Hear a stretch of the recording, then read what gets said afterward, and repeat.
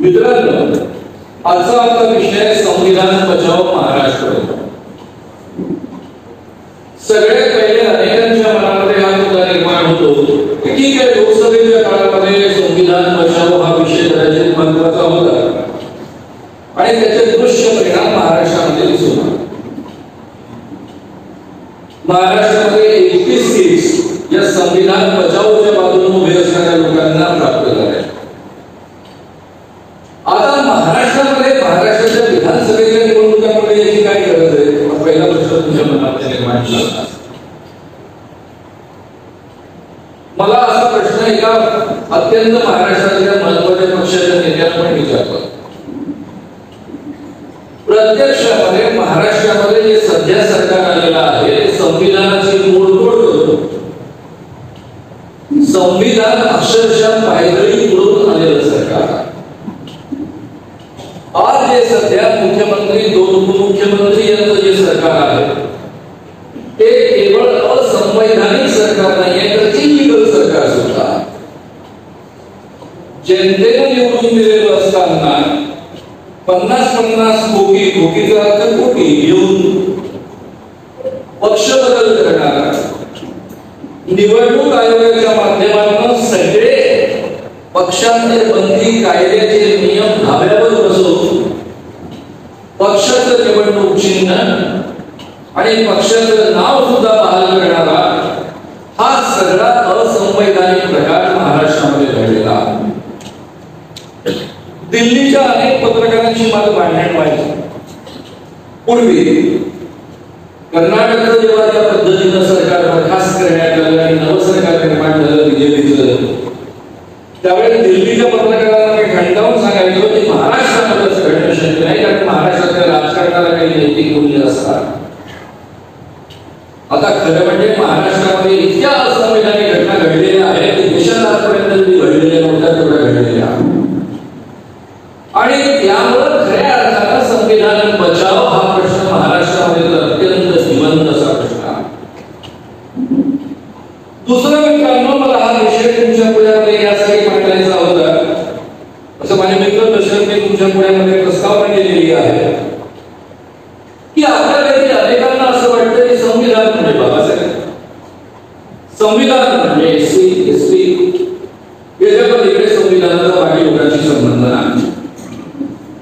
त्यामुळे आपण काय होतो, कदाचित आपण एसटी असू एसटी नसू, एसटी एसटी नसणारे लोक सुद्धा या देशामध्ये काय होते, त्यांची अवस्था या देशामध्ये काय होती आणि या संविधानामुळे आपल्याला काय प्राप्त झालेलं आहे हे अतिशय मुळातून तुम्हा सगळ्या लोकांपर्यंत पोहोचवण्याची मला नितांत गरज वाटते आहे आणि म्हणून हा विषय घेऊन ते तुमच्या पुढ्यामध्ये आला. मित्रांनो, गेली 43 वर्ष मी अखिल भारतीय अंधश्रद्धा निर्मूलन समितीच्या नावाने काम करतो. पण त्या आधी मी जयप्रकाश नारायणच्या संघटनेमध्ये माझ्या वयाच्या 19व्या वर्षापासून 70 सालापासून काम करतो. आमचं एक स्वप्न होतं की संपूर्ण क्रांती या देशामध्ये आहे. संपूर्ण क्रांती म्हणजे काय? की 4 मूल्य आहेत: समता, बंधुता, स्वातंत्र्य आणि न्याय. ही 4 मूल्ये ज्या समाजामध्ये अतिशय उत्तम पद्धतीने रुजलेला समाज असेल अशा पद्धतीचा समाज निर्माण करायचा. 1975 मध्ये आणीबाणी लागू झाली 25 जूनला. इंग्रजी साहित्यामध्ये मी एम.ए. करत होतो, पार्टनची परीक्षा देऊन परत आलो. जशी ही इमर्जन्सी डिक्लेअर झाली 25 जूनला रात्री 12 वाजता ती डिक्लेअर झाली. सकाळच्या वृत्तपत्रांमधून आम्हाला ती कळली. त्याच दिवशी रात्री वर्ध्याला मी पोस्टर्स लावले. काँग्रेसी खासदारांनो आणि आमदारांनो हातात मागण्या भरा आणि इंदिराबाईंच्या तालावर बेताल नाचा. यामध्ये जे काँग्रेस खासदार होते ते माझ्या वडिलांचे काका होते, ज्या मंत्री होत्या त्या वडिलांची बहीण होत्या, चुलत बहीण होत्या. आणि असं असताना सुद्धा त्यांच्या विरुद्ध या पद्धतीने आम्ही पोस्टर्स लावले. मी, चंद्रकांत मांढरे, सुभाष शिखावे. दुसऱ्या दिवशी 27 तारखेला आम्हाला अटक झाली आणि 10 महिने जेलमध्ये काढण्यात आले. त्यावेळेस संपूर्ण विद्यार्थ्यांचे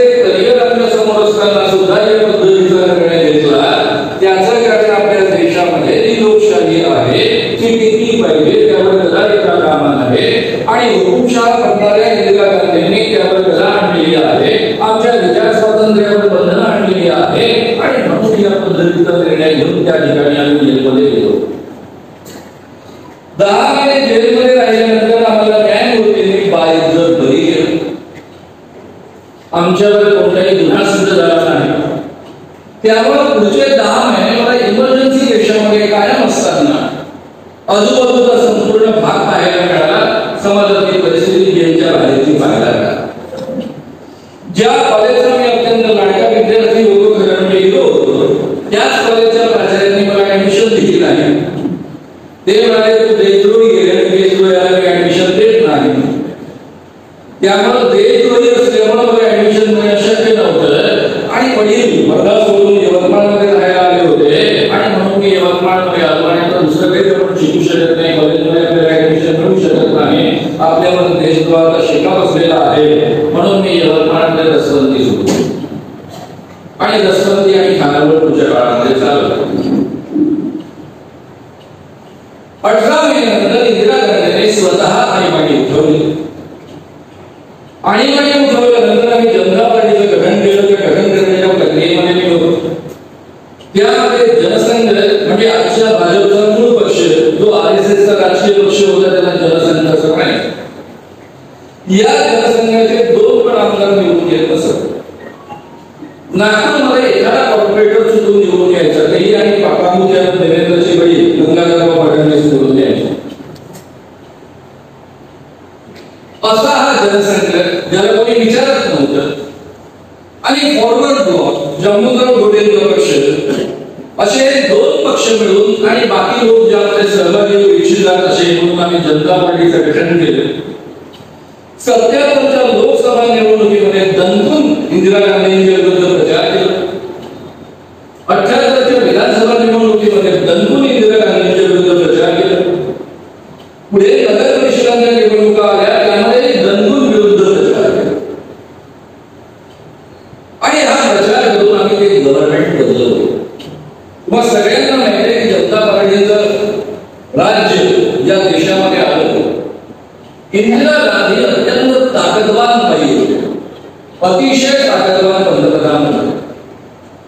मोदी त्यांच्या पुढ्यामध्ये किती झाडची पत्ती असा ते जातात, एक छोटासा अटॅक करून येतात एअर स्ट्राईक, पाकिस्तान को सबक शिकवा. काय सबक शिकायला? विमानं गेली, कुरपट पळत आली, बॉम्ब टाकले म्हणे, त्याचा काही पुरावा उपलब्ध नाही, किती माणसं मेली याचा पुरावा उपलब्ध नाही, आणि छाती पडून सांग. आणि तिकडे इंदिरा गांधीने 1972 साली 71च्या शेवटी आणि 72च्या सुरुवातीला संपूर्ण पाकिस्तानचे 2 तुकडे केले. बांगलादेश स्वतंत्र केला.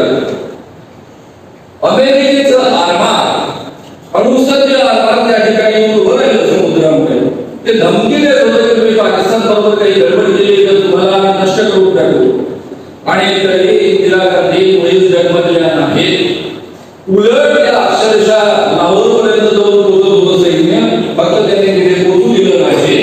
आणि या जगाच्या इतिहासामध्ये पहिल्यांदा एक घटना घडली की पाकिस्तान मधल्या 90,000 सैनिकांनी भारतीय सैनिकांपुढे शरणागती पत्करली. जगाच्या इतिहासात एवढ्या मोठ्या सैन्याने कधीही आजपर्यंत शरणागती पत्करली नव्हती.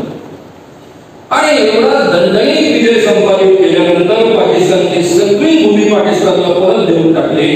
बांगलादेश एक स्वतंत्र राष्ट्र म्हणून निर्माण केलं. त्या इंदिरा गांधींनी कधीही बोलून दाखवलं नाही की मैंने पाकिस्तान को सबक सिखाया. आणि ज्यांनी काहीच केलं नाही, पाकिस्तान को सबक सिखाया, बार-बार पाकिस्तान को सबक सिखाया की हुशारी मारा.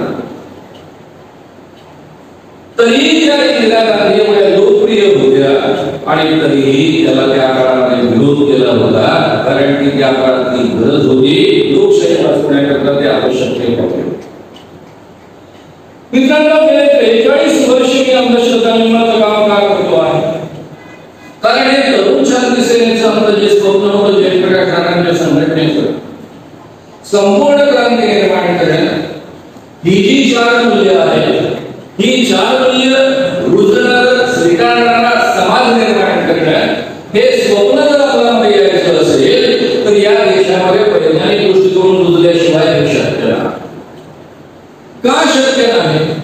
कारण या देशामधला प्रत्येक माणूस मानतो की मी आज असा का आहे, मी दलित जातीमध्ये का जन्माला आलो, कारण गेल्या जन्मामध्ये मी पाप केलेला आहे. या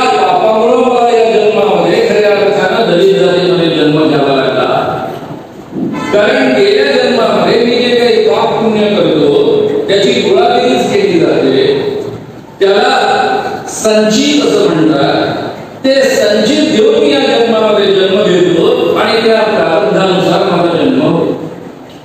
बाबाने तो ब्राह्मण जातीमध्ये का जन्माला आला? कारण गेल्या जन्मामध्ये मी पुण्य केलेलं होतं आणि म्हणून मी या जन्मामध्ये ब्राह्मण जातीमध्ये जन्माला आलेलो आहे. एकच गोष्ट केली पाहिजे की त्याच्या वाट्याला जी सेवा आलेली आहे ती सेवा त्यांनी इमानदारीने केली पाहिजे, जेणेकरून पुढच्या जन्मामध्ये कदाचित त्याला या जगामध्ये ब्राह्मणाचा जन्म मिळू शकेल. जोपर्यंत हा कर्मविपाक सिद्धांत तुमच्या माझ्या डोक्यावर बसलेला आहे तोपर्यंत आपल्या समाजामध्ये कोणतंही परिवर्तन आपण स्वीकारू शकत नाही, कोणत्याही प्रकारे समाजामध्ये नव्या गोष्टी घडू शकत नाही. आणि म्हणून मित्रांनो, वैज्ञानिक दृष्टिकोन रुजवण्याकरता सगळ्या प्रकारच्या अंधश्रद्धा उघडून टाकण्याकरता इतके वर्ष या पद्धतीची चळवळ चालवत आलो. किती वर्ष ठरवणे मी या विषयावर कधी बोललो. मी स्वतःला आंबेडकरांचा नातू नसतो, तुम्ही वैचारिक नातू मान. आंबेडकरांचा रक्ताचा नातू असण्याचा अधिकार आणखी कुणाचा? मी वैचारिक नातू स्वतःला मानतो, कारण त्या पद्धतीने गेले 50 वर्षांपेक्षा अधिकाचे कामच करतो आहे. डॉक्टर बाबासाहेब आंबेडकर असतील, हे संपूर्ण पुरोगामी विचार मांडण्याची एक प्रक्रिया आहे, ज्याला शाहू फुले आंबेडकरांचा विचार म्हणतो. तो गेले 43 वर्ष 45 वर्षांना बोलण्याचीच गरज आहे. अरे आपण पुढे जातोय, पुढे कशाला बोलून काढा असं मला वाटायचं. पण आज मात्र मला ही बोलण्याची काय गरज वाटली आहे त्याच्यापासून मी सुरुवात करतो. मधल्या काळामध्ये धीरेंद्र कृष्ण महाराज नावाचा एक महाराज नागपूरमध्ये आला. लोकांना अतिशय मोठ्या प्रमाणावर फसवणारा हा महाराज जाहीररित्या दावा करायचा की मला लोकांचे प्रश्न आपोआप कळलं, लोकांचं नाव कळलं, त्यांच्या वडिलांचं नाव कळलं, एवढंच नव्हे तर त्याचा मोबाईल नंबर मला आपोआप कळतो. आणि वरून तो लोकांना सांगायचा, त्याचा तो दिव्य दरबार भरायचा त्यामध्ये की अमुक माणसाला घरी अमुक माणसाने केलेलं आहे, अमुक माणसाला दूध लागलेलं आहे, अमुक माणसाचं दूध या पद्धतीने उठवायचं आहे. आणि हे सगळं जे कृत्य आहे, अनुकरण करण्याची असं सांगणं आणि दूध उतरवण्याची प्रक्रिया वापरणं, हे सगळं नरुकुळ विरोधी कायद्यात चालू आहे. हा जो महाराष्ट्र सरकारनं जागरूकता विरोधी कायदा 2013 मध्ये केलेला आहे, त्याचा प्रत्येक शब्द मी फायनल केलेला आहे. शिवाजीराव भोसले सामाजिक न्यायमंत्री असताना आसार साहेब या ठिकाणी बसलेले, त्यांना अतिशय चांगल्या पद्धतीने याची कल्पना. एवढंच नव्हे तर पुढे ज्यावेळेस हा कायदा निर्माण झाला त्यावेळी ही कमिटी गठीत झाली. त्यामध्ये सामाजिक न्याय मंत्री जागरूकता विरोधी कायदा प्रचार प्रसार अंमलबजावणी समिती याचे अध्यक्ष मी त्याचा सहअध्यक्ष असेल. आणि तो सहअध्यक्ष मी आताही काय गेल्या वर्षीपर्यंत नाही, आजपर्यंत पण काय म्हणजे या कमिटीचा एक सहअध्यक्ष या नात्यानं मी विनंती केली पोलिसांना, त्यामध्ये पत्र दिलं. त्या पत्रामध्ये या धीरेंद्र कृष्ण महाराजांना कोणकोणते कायदे यांचं उल्लंघन केलेलं आहे याचा तपशील दिला. जादूटोणा विरोधी कायद्याचं उल्लंघन केलेलं आहे. एवढंच नव्हे तर केंद्राचा drugs and magic remedies act 1954 आहे, त्याचं उल्लंघन केलेलं आहे.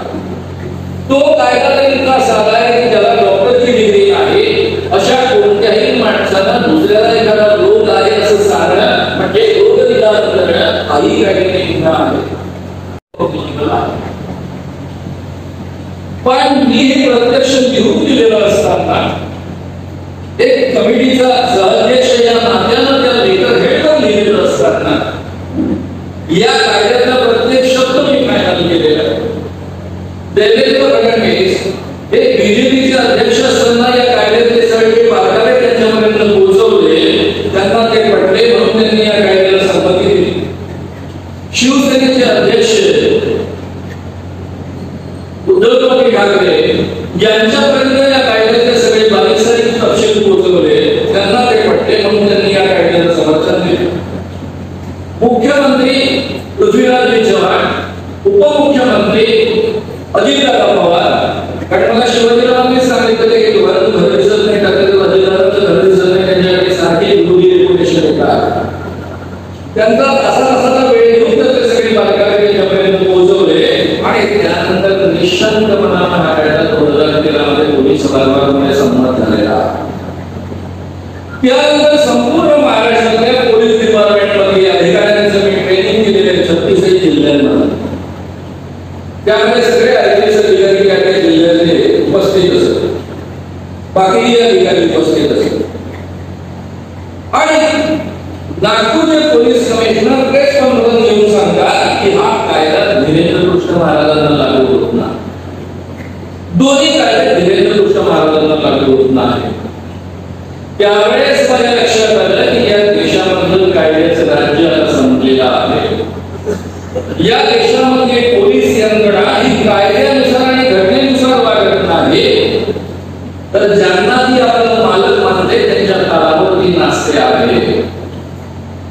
कारण आजपर्यंत गेल्या 43 वर्षांमध्ये मी पोलिसांकडे एखादी तक्रार केली आणि हा कायदा लागू होतो असं म्हटलं, त्यानंतर पोलिसांनी ऍक्शन घेतली नाही अशी कधी केस घडलेली नाही. जेवढी माझी क्रेडिबिलिटी पोलिसांमध्ये एस्टॅब्लिश केलेली होती, मानव मंडळ कायदा लागू याचा अर्थ डेफिनेटली असलं पाहिजे म्हणून त्या विषयी सिरियसली लक्ष घालायचं आणि ऍक्शन घ्यायचे. मग सरकार कोणाचं? मधल्या काळामध्ये युतीचं सरकार आलं होतं, त्यामध्ये मनोहर जोशी मुख्यमंत्री होते, मुंडेजी गृहमंत्री होते.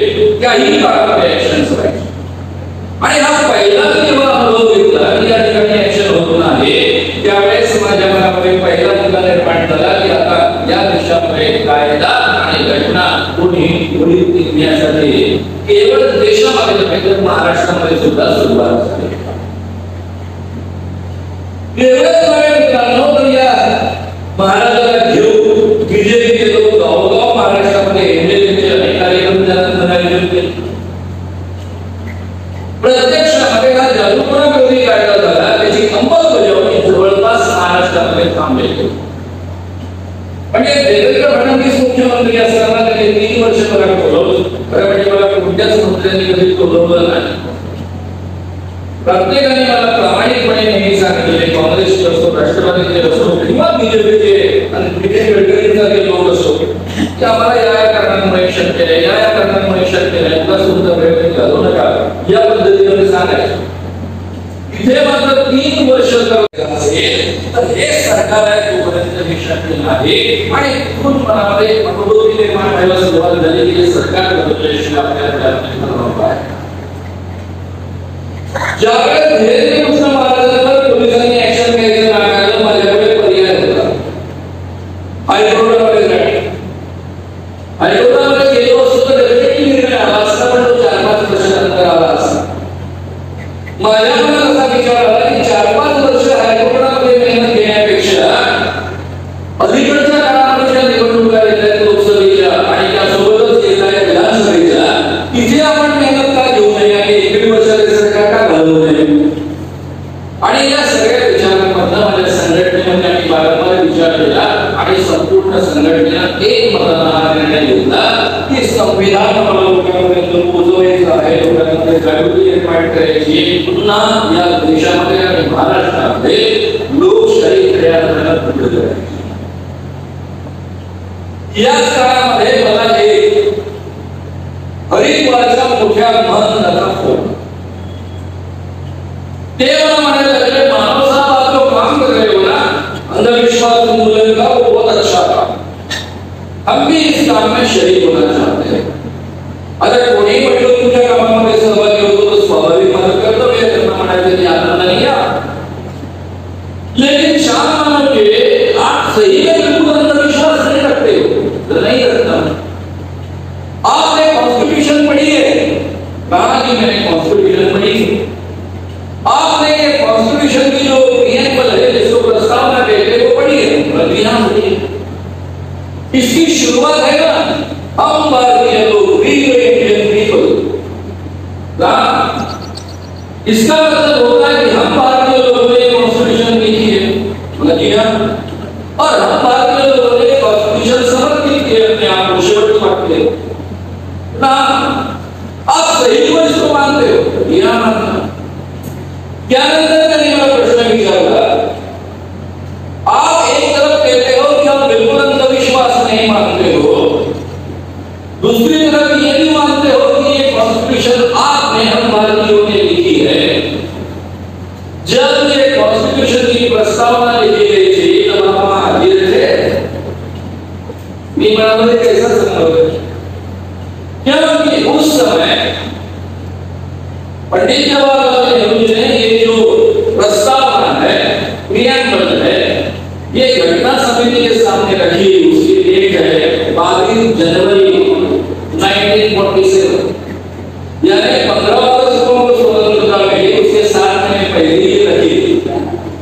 और मेरा जन्म तो 51 साल में हुआ है, तो मैं कैसे आगे रह सकता हूं?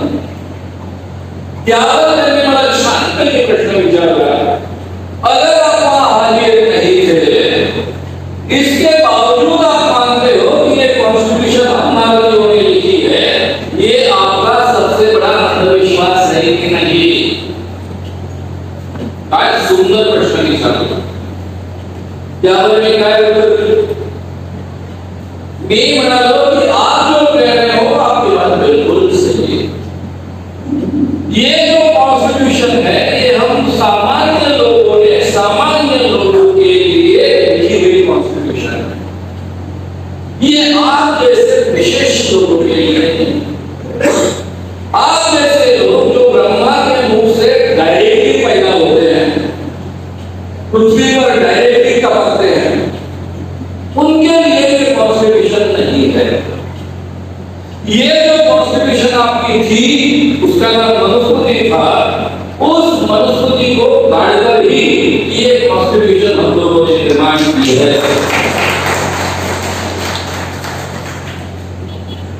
याशिवाय मला दुसरे उत्तर देता है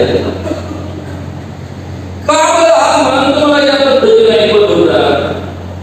कारण मधल्या काळामध्ये ज्या पद्धतीचं सरकार केंद्रामध्ये आणि महाराष्ट्रामध्ये आलं, त्या सरकारमुळे या सगळ्या लोकांचा उत्साह इतका वाढला की त्यांचे आतले दबून असलेले सगळे मनसुबे बाहेर यायला लागले आणि ही कॉन्स्टिट्यूशन आम्हाला बदलवायची आणि पुन्हा मनुस्मृती कॉन्स्टिट्यूशन या देशामध्ये आणायची आहे. या पद्धतीचा माझा प्रभाव असतो. केवळ उंचू राहिलं नाही, जेवढ्या धर्म परिषदा झाल्या त्या सगळ्या धर्म परिषदांमध्ये आम्हाला हिंदू राष्ट्र निर्माण करायचं आहे. हे घेऊन त्या धर्म परिषदा झालेल्या त्याला हिंदीमध्ये धर्मसंसद असं म्हटलं जातं. RSSचे प्रमुख अलीकडच्या काळात, आधी गोष्ट नाही, अलीकडच्या काळामध्ये 2 वर्षापूर्वी असं जाहीररित्या बोललेल्या ज्यांना दाखवलं असं म्हणतात. काय म्हणाले ते म्हणाले की सध्याची कॉन्स्टिट्यूशन आहे, भारतीय राज्यघटना आहे, ती भारतीय मूल्यांनुरूप निर्माण झालेली नाही. ती पाश्चात्य युरोपीय मूल्यांनुसार निर्माण झालेली भारतीय राज्यघटना आहे. आणि ही राज्यघटना भारतीय मूल्यांनुरूप निर्माण झालेली नसल्यामुळे आम्हाला ही राज्यघटना बदलून भारतीय मूल्यांनुरूप ही राज्यघटना निर्माण करणं आवश्यक आहे. म्हणजे छुपे मनसुबे नाही, हे त्यांनी जाहीररित्या सांगितलेले आहे. RSS म्हणजे कोण? आज केंद्रामध्ये जे गव्हर्नमेंट आहे त्याला आपण डिलिव्हरी गव्हर्नमेंट म्हणतो, त्याची महाराष्ट्रामध्ये जे गव्हर्नमेंट आहे वर जरी तुम्हाला चेहरा शिंदेचा दिसत असला तर हे शिंदेचं गव्हर्नमेंट नाही. हे गव्हर्नमेंट कोणाचं आहे? हे गव्हर्नमेंट देवेंद्र फडणवीसांचं आहे. त्यांचा तो चेहरा आणि हे RSSच आहे. त्यामुळे हा छुपा आलेला नाहीये. आता नेमकेपणा जी राज्यघटना निर्माण झाली त्याबद्दल मला 1-2 गोष्टी तुमच्यापर्यंत पोहोचवायच्या आहेत. त्याच्या काही गोष्टी ऑलरेडी दशरथी तुमच्यापर्यंत पोहोचवल्या. पहिली गोष्ट म्हणजे ही राज्यघटना एका दिवसामध्ये निर्माण झाली. बाबासाहेब आंबेडकर टेबलावर बसले आणि त्या वर्षाची राज्यघटना लिहून काढली. या पद्धतीने राज्यघटना निर्माण झाली ना. तुम्हाला एक उदाहरण सांगण्यास सुरुवात करतो. तुम्हाला पहिला प्रश्न विचारला होता की आपण काय होतो आणि आता काय झालो हे जरा समजून घ्या. 1899 साली गोष्ट आहे. आपण नेहमी महाराष्ट्रात पुरोगामी प्रांताचं सांगत असताना 2 प्रतिनिधींची नावं देत असतो. तुम्हाला 2 परंपरा संत ज्ञानदेव संत रामदेवांपासून चालू आले, तुकाराम महाराजांपासून तर गाडगे महाराज आणि गुरुजी महाराजांपर्यंत येणारे वारकरी संप्रदायाची संत परंपरा. या संत परंपरेने या देशामधील वर्ण व्यवस्था उघडून टाकण्याचं काम केलं. माणसाला माणूस म्हणून प्रतिष्ठा देण्याचं काम केलं. समतेचं मूल्य बुजवलं आणि अंधश्रद्धा निर्मूलनाचं सुद्धा काम केलं. दुसरी महाराष्ट्रामधली पुरोगामी परंपरा आहे शाहू फुले आंबेडकरांच्या नावानं आपण ओळखतो. त्यामध्ये आगरकरांचं नाव जोडावं लागेल. त्यामध्ये प्रबोधनकार ठाकरेंचं नाव आपल्याला जोडावं लागेल आणि या पद्धतीच्या ज्या परंपरा आहेत त्या परंपरांमधून जे विचार महाराष्ट्रामध्ये रुजले आणि महाराष्ट्र पुरोगामी झाला, त्या पुरोगामी महाराष्ट्राला ही व्यवस्था आपण समजून घेऊ. 1899 मध्ये फुले 9 शाहू महाराज पंचगंगा नदीमध्ये स्नान करत असताना त्यांचा ब्राह्मण त्यांच्या डोळ्यामध्ये मंत्र मिळाला. एका ब्राह्मण मित्राने त्यांच्या लक्षात आणून दिलं की हा जो मंत्र म्हणतो आहे ते मंत्र खऱ्या अर्थाने पुराणोक्त मंत्र आहे, हे वेदोक्त मंत्र नाही. स्वाभाविक शाहू महाराजांनी आपल्या बुद्धीने मोकळं असणाऱ्या ब्राह्मणाला प्रश्न विचारला की बाबा तू माझ्या डोळ्यामध्ये वेदांमध्ये मंत्र का नाही म्हणत, पुराणामध्ये का म्हणतोय? शाहू महाराजांच्या पदरी मोकळ असणारा, त्यांच्याकडनं पगार घेत असणारा शाहू महाराज अत्यंत ताकदवान राहिले होते. ते बाकीच्यांसारखे केवळ इंग्रजांच्या हातातले पावले नव्हते, करते राहिले होते. त्यांनी स्वाभाविकच हे वाक्य ऐकल्यानंतर त्यांचा ब्राह्मण काय उत्तर देतो? तो म्हणतो राजे पावले, तुम्ही जरी राजे असला तरी जन्माने शूद्र आहात आणि शूद्रांना वेद ऐकण्याचा अधिकार नाही. त्यामुळे धर्म माझ्या धर्मानुसार तुमच्या पुढ्यामध्ये मला वेदांमध्ये मंत्र म्हणता येत नाही. हे ऐकल्यानंतर शाहू महाराजांना राग. शाहू महाराजांनी त्याला पत्रिकेवर काढून टाकलं आणि अख्ख्या महाराष्ट्रामध्ये पुण्यामध्ये भरी मोठी आग लागली. लोकमान्य टिळक काँग्रेसचे मोठे पुढारी, त्यांच्याबद्दल मी बोलतो. लोकमान्य टिळक यांनी अग्रलेखाने लेख लिहिले, कारण चर्चा ही सुरू झाली होती की शाहू महाराज क्षत्रिय आहे की शूद्र आहे. त्यावर लोकमान्य टिळक लिहितात की शाहू महाराज क्षत्रिय आहे की शूद्र आहे ही चर्चा निरर्थक आहे, कारण कलियुगामध्ये केवळ दोनच वर्ण शिल्लक आहेत, एक ब्राह्मण आणि दुसरे शूद्र. क्षत्रिय आणि वैश्य हे दोन्ही वर्ण सस्पेंड केलेले आहेत. त्यामुळे धर्मसंमतीनुसार शाहू महाराज हे शूद्रच आहेत आणि त्यांना वेद ऐकण्याचा अधिकार नाही. त्यामुळे ब्राह्मणांनी वेदोक्त मंत्र त्यांच्या पुढ्यामध्ये म्हणण्यासाठी नकार दिला. हे त्यांचं कृत्य धर्मसंमत आहे. आणि उलट शाहू महाराजांनी त्याला नोकरीवरून काढून त्याच्यावर अन्याय केलेला. मग लोकांनी प्रश्न विचारले, शिवाजी महाराजांचं काय? किंवा सगळ्यांना शिवाजी महाराजांची कल्पना आहे. शिवाजी महाराजांबाबत काय? जेव्हा शिवाजी महाराजांना राज्याभिषेक करण्याची वेळ आली तेव्हा महाराष्ट्रातल्या एकाही ब्राह्मणाला त्यांना राज्याभिषेक करण्यासाठी तयारी दर्शवली नाही. कारण काय? कारण मनुस्मृतीमध्ये स्पष्ट आदेश आहे की शूद्राने राजा बनता कामा नये. शूद्राला राजा बनवता येत नाही, त्यामुळे त्याचा राज्याभिषेक होऊ शकत नाही. आणि त्यामुळे काशीमधलं काकाभट्टाला आणावं लागलं, त्याला प्रचंड दक्षिणा द्यावी लागली. शिवाजी महाराजांनी या काशीच्या ब्राह्मणाला एवढी दक्षिणा दिली की त्याला त्या अंगावर त्याच्या सहकार्यांना आणि त्याला नेता येत नव्हती, घोड्यावर आणि उंटावर ते लादून न्यावी लागली. त्याबद्दल लोकमान्य टिळक म्हणतात की काकाभट्टाने केवळ राज्याभिषेकापुरता तात्पुरता अपवाद केला होता, पण शिवाजी महाराजांपासून सगळे शूद्रच आहेत. त्यामुळे शिवाजी महाराजांचे वंशज असणारे शाहू महाराज सुद्धा शूद्रच आहे. आता मी तुम्हाला प्रश्न विचारतो की लोकमान्य टिळकांसारखा माणूस जो पुढे काँग्रेसचा नंबर 1 नेता झाला, तो जर या देशाचा पुढारी राहिला असता किंवा त्या पद्धतीच्या विचारांच्या माणसांचं नेतृत्व काँग्रेसमध्ये राहिलं असतं, काँग्रेस त्याच पद्धतीने पुढे विकसित होत गेली असती. आणि 1947 साली काँग्रेसने स्वातंत्र्य संग्राम मिळवलं असतं या देशाला, तर या देशामध्ये आंबेडकर कुठे असते? आंबेडकर तर केवळ शूद्रच नाही, अतिशूद्र आहे. तुम्ही आणि मी कुठे असतो?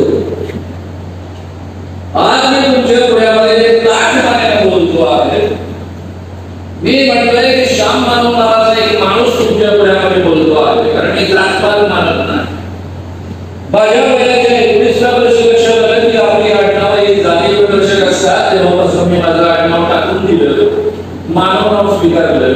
मी एकट्याने नाही केलं, आपल्या काही मित्रांनी म्हणून आम्ही हे केलं. कारण त्या काळामध्ये जयप्रकाश नारायणांचं जाणवी तोडो जाती तोडो नावाचं आंदोलन सुरू होतं, त्याचाही हा एक भाग होता. आणि तेव्हापासून मी मानव म्हणून जगण्याचा प्रयत्न करतो आहे. आणि माझ्या चळवळीमध्ये आणि माझ्या संपूर्ण सामाजिक जीवनामध्ये मी कोणत्याच अर्थानं जात पाडत नाही. असं असताना म्हणून मी म्हणू शकतो तुमच्याकडे मी माणूस आहे, माणूस म्हणून मी तुमच्याकडे बोलतो आहे. पण हा अधिकार बोलण्याचा, माणूस म्हणून मी तुमच्याकडे बोलण्याचा अधिकार मला या माझ्या राज्यघटनेनं दिलेला आहे. म्हणून मला असं बोलता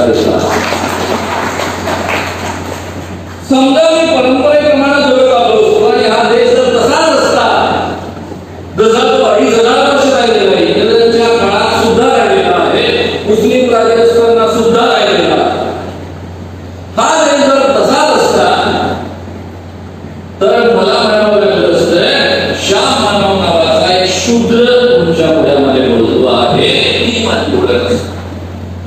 आणि मला या पद्धतीचं ज्ञान तुमच्या पुढे पाठवण्याचा अधिकार मिळाला असता. मी एका शेतकऱ्याचा मुलगा असल्यामुळं मी शेतीमध्ये राबता राबलो असतो. यवतमाळ जिल्ह्यात माझी शेती असल्यामुळं प्रचंड कर्जबाजारी झालो असतो आणि कदाचित त्या कर्जाकडे आत्महत्या करून मोकळा झालो असतो. हे मांडण्याची, तुझ्यापर्यंत पोहोचण्याची मला कधीच या पद्धतीची क्षमताही प्राप्त झाली नसते आणि अधिकारही प्राप्त झाला. हे संविधानाने आम्हाला दिलेला.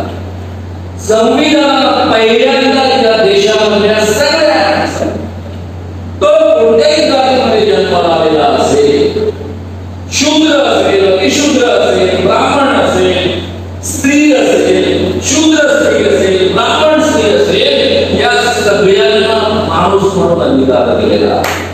माणूस म्हणून आज आम्ही स्वतःला पहिल्यांदा 2-2.5 वर्षानंतर माणूस म्हणू शकतो. अनेक लोक मला प्रश्न विचारतात, ठीक आहे ब्राह्मण वगैरे सगळ्यांना कदाचित या राज्यघटनेने एवढं काही दिलं आणि ब्राह्मणांना काय दिलं? अरे ब्राह्मण स्त्रियांना स्वातंत्र्य दिलं, ब्राह्मण स्त्रियांना आवाज दिला, ब्राह्मण स्त्रियांना बरोबरीचा अधिकार दिला. केवळ ब्राह्मण स्त्रियांना नाही, गमतीनं म्हणालो त्या दिवशी माझ्या कार्यक्रमामध्ये, नागपूरच्या कार्यक्रमात मी त्यावेळेस प्रश्न उपस्थित केला की परंपरेनुसार नितीन गडकरींना आज जगभर त्यांचं जे नाव आहे गडकरी गडकरी म्हणून हे मिळवता आलं असतं का? त्यांना काय करावं लागलं असतं? एक जर पंचपाळी पात्र घेऊन टुनटुन करत भटजीसाठी पूजा करावी लागली असती, नाहीतर शिक्षकी पेशात स्वीकारावा लागला असता. म्हणजे ते दूर झाले, जसं ऋषी लिहिलं पाहिजे राज्यघटना त्या पद्धतीनं त्यांना शिकवण्याचं काम करावं लागलं असतं. त्यांना कधीही गडकरी म्हणून बदलावं नसतं. त्यामुळे आपल्या सगळ्यांना ब्राह्मण जातीमध्ये जन्माला येतो, कारण आपला जन्म कोणाच्या जातीमध्ये आपण जन्म घ्यायचा आपल्या हातामध्ये नसतो. या जातीच आपण निर्माण केलेल्या. गाडी मला फार सुंदर पद्धतीने समजावून सांगायचे, खरं म्हणजे आपल्या सगळ्या संत परंपरेनं समजावून सांगितलं. संत ज्ञानेश्वर म्हणायचे, येथे कुळ जाती वर्ण आगळेची कारण कुळ जात वर्ण हे सगळं कारण आहे. ब्राह्मण जातीमध्ये जन्मलेले ज्ञानेश्वर सांगतात. संत तुकाराम म्हणायचे, महाराष्ट्री शिवे कोपे तो ब्राह्मण नव्हे, तया प्रायश्चित्त काही इहत्याग करिता नाही. म्हणजे एखादा ब्राह्मण माणूस महाशिवला म्हणून जर वागावत असेल तर त्याला एकच प्रायश्चित्त आहे आणि ते प्रायश्चित्त म्हणजे त्यांनी आत्महत्या केली पाहिजे, हत्या केला पाहिजे. दुसरं प्रायश्चित्त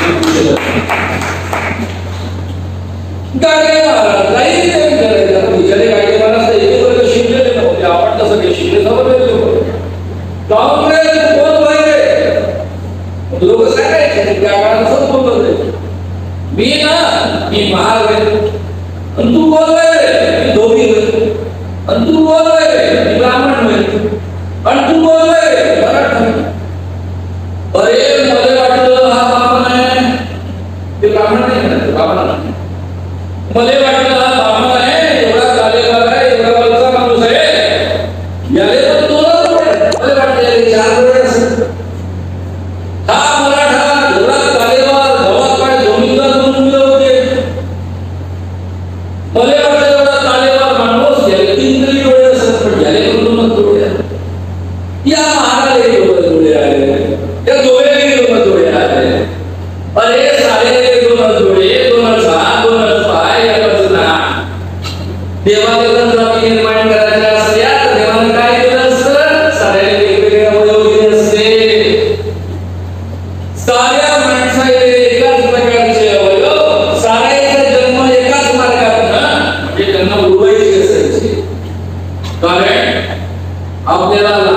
पहिल्यापासून सांगितलं गेलेलं असतं, ब्रह्म्याच्या मुखातून ब्राह्मण जन्माला आलेले आहे, बाहूमधून क्षत्रिय जन्माला आलेले आहे, मांड्यांमधून वैश्य जन्माला आलेले आहे आणि पायांमधून शूद्र जन्माला आलेले आहे. आणि हे भगवद्गीतेमध्ये लिहिलेलं आहे, मनुस्मृतीमध्ये लिहिलेलं आहे, वेदांमधल्या ऋग्वेदातल्या पुरुष सूत्रामध्ये लिहिलेलं आहे. आणि लहानपणापासून आपण काय करतो त्याची तर बोलण्याकरता गाडगे महाराज म्हणायचे, अरे साऱ्यांचा जन्म एकाच मार्गानं देवाला नाही या जाती निर्माण केल्या, माणसाला या जाती निर्माण केल्या. आजपासून तुम्हाला विचारलं तुम्ही बोलतोय काय सांगा, मी माणूस वय, मी माणूस वय. मित्रांनो, राज्य साऱ्या शब्दामध्ये मी माणूस. त्यामुळे ही माणूस वयाची प्रक्रिया कशी सुरू झाली? 1 ऑगस्ट 1920 ला महात्मा गांधींचा मृत्यू झाला. मध्ये उठला की मिस्टर रोडून तुम्ही उठू नका, हरच बोलायला लागली असेल तर आताच उठू नका. तर मला समजू शकतो की इतक्या वेळापासून बसलेले आहेत, माझी सवय काय काय करायचं नसल्यामुळे. तर मित्रांनो, 1 ऑगस्ट 1920 ला लोकमान्य टिळकांचं मृत्यू झालं. त्यामुळं नागपूरला जे अधिवेशन डिसेंबरमध्ये भरलं त्याचे महात्मा गांधी अध्यक्ष झाले. महात्मा गांधी 1915 मध्ये आले होते. 5 वर्ष झाले ते झाले अध्यक्ष. त्या ठिकाणी अंत्य संमेलन आयोजित केलं होतं. अजून महात्मा गांधी काँग्रेसचे सर्वेसर्वा पुढारी बनायचे होते. या काळापर्यंत काँग्रेसमध्ये केवळ उच्चभ्रू लोक असत, जे मुसलमान असत ते पण उच्चभ्रू असत, जिनांसारखे वगैरे. या उच्चभ्रू लोकांच्या वर्तुळामध्ये महात्मा गांधी म्हणताय, मैं हिंदू हूं, मैं रूढ़िवादी हिंदू होने का दावा करता हूं, मैं सनातनी हिंदू हूं, लेकिन हमारे यहां जो छुआछूत की प्रथा है वो एक पाप है, और इस छुआछूत की प्रथा को मैं मिटाना अपना कर्तव्य मानता हूं. जो जाति के आधार पर इंसान में भेद करता है, ऊंच नीचता मानता है, वह सनातनी हिंदू नहीं हो सकता. ठीक है, सनातनी हिंदू की व्याख्या केली. आता स्वाभाविक लोक उभे राहिले, त्यांना म्हणायला लागले असं का तुम्ही म्हणता, कारण मी आताच तुमच्याकडे उल्लेख केला तो मनुस्मृतीमध्ये सांगितलेला आहे, भगवद्गीतेत सांगितलेला आहे, ऋग्वेदामध्ये सांगितलेला आहे, ब्रह्म्याच्या मुखातून एक पायामध्ये पुरोहित. त्यावर महात्मा गांधींचं उत्तर फार चमत्कारिक आहे, तुम्हाला आश्चर्य वाटेल, धक्का बसेल. ते म्हणतात, माझ्या धर्मग्रंथांमध्ये काहीही सांगितलेलं असेल तरी ते माझ्या सत्सद्विवेक बुद्धीला पडत नाही, मानव जातीला ते हितकारक नाही, ते मी स्वीकारणार नाही. आणि धर्मग्रंथामध्ये अनेक श्लोक निरर्थक आहेत आणि अनेक श्लोक नंतर उघडलेले आहेत, त्यामुळे त्याचं प्रामाण्य मानण्याची गरज नाही. आणि तिथून भारतातली काँग्रेस पडतायला सुरुवात झाली. महात्मा गांधींनी जाणीवपूर्वक वेगवेगळ्या जाती धर्मातल्या लोकांना सोबत घ्यायला सुरुवात केली, त्यामध्ये अस्पृश्यांना सोबत घ्यायला सुरुवात केली आणि काँग्रेसच्या अधिवेशनामध्ये अस्पृश्यता पाळण्यावर बंदी घालण्यात आली. आणि इथून वेगवेगळ्या जातींमधल्या वेगवेगळ्या धर्मांमधली माणसं काँग्रेसमध्ये सामील होत गेली आणि स्त्रियांनी अतिशय मोठ्या संख्येनं सामील होत गेले. तुम्हाला कदाचित हे माहीत नसेल म्हणून मी तुमच्या लक्षात आणून देऊ इच्छितो, कारण सध्या गांधींबद्दल चांगलं बोलणं हा सुद्धा फार मोठा गुन्हा आहे. कारण एका बाजूला ज्यांची खऱ्या अर्थानं दोस्ती असायला पाहिजे ते आंबेडकर विरुद्ध गांधी झालेले आहेत, आणि दुसऱ्या बाजूला आरएसएस चे आधीपासून शत्रू आहे म्हणूनच त्यांना संपवलेले आहे. गांधींनी या देशामधल्या ज्या स्त्रिया घराच्या बाहेर पाऊल ठेवत नव्हत्या त्या स्त्रियांना इतक्या मोठ्या संख्येने रस्त्यावर उठवलं